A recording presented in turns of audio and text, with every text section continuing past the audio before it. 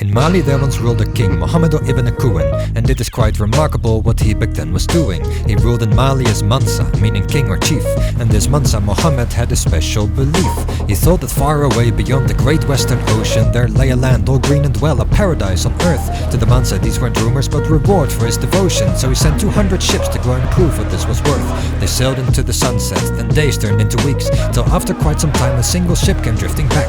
They said, "Great Mansa, we encountered a great current and saw every ship ahead of us to capsize and wreck."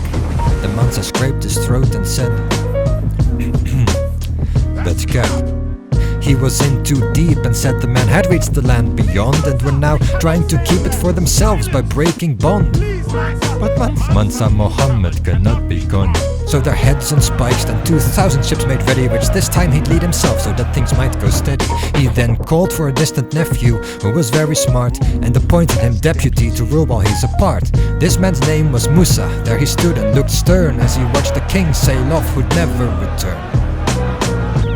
No one ever heard of the Mansa Muhammad again. So now Musa held power and soon had himself crowned. Now let me tell you why Mansa Musa was renowned. He conquered many neighboring lands and took thousands of slaves and many gold mines. His wealth came in waves, but the most famous action Mansa Musa has in store was his pilgrimage to Mecca back in 1324. He did not travel alone but took 12,000 slaves, 60,000 men in total in luxurious brocades.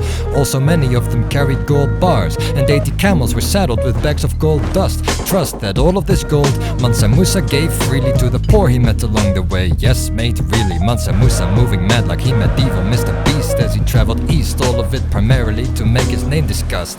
Winning adoration by causing inflation, the price of gold took over a decade to readjust. He would flex his wealth every day dawn until dusk, and every Friday of his journey he would build another mosque. He built his wife a pool in one day when she missed home, and in Egypt nearly clashed with the Sultan on the throne, as Mansa Musa there refused to bow to the Sultan and said, "I am Mansa, and bow to God alone." But things were soon forgiven as the Mansa gave some treasure. After 3 months of leisure he continued on his road. Unfortunately his trip did not get much better, cause by the time he travels back Musa is broke. No joke. Many of his men have died of cold, bandit raids were starved, and back in Egypt, borrow coin or sell the things they brought. But then the Sultan found them, fondly remembering Musa's earlier generosity, and showered them in gifts so they'd come home looking properly. Musa then invited many scholars and architects and set them out to work on a great many projects, making Timbuktu a center of much trade, art and learning, as his realm became well known for all the gold it was earning. But in 1337 Musa's heart lost its rhythm and the golden age of Mali very soon died with him.